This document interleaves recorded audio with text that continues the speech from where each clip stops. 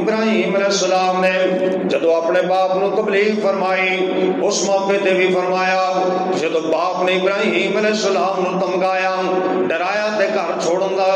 باپ نے حکم دے دیتا تے اس مقام تے اس جگہ تے بھی یہ سورہ مریم دے اندر اللہ بیان فرماندے نے وَأَعْتَزِلُكُمْ وَمَا تَدْعُونَ مِن دُونِ اللَّهِ أَدْعُو رَبِّي عَسَىٰ أَلَّا أَكُونَ بِدُعَاءِ رَبِّي شَقِيًّا۔ ابراہیم علیہ السلام اپنے باپ نو کہن لگے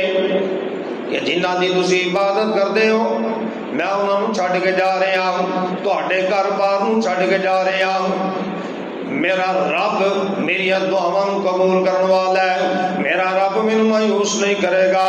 اور دوسرے مقام دے ان الفاظ دے نال ابراہیم علیہ السلام نے اپنے رب دے نال اپنے تعلق کا اظہار فرمایا ہے انی وجہت وجہی للذی فطر السماوات والارض حنیفا وما انا من المشرکین۔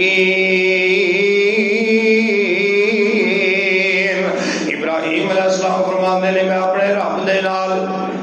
لو لگا لئی ہے، اپنے رب دے نال تعلق مضبوط بنا لیا ہے، اپنا چہرہ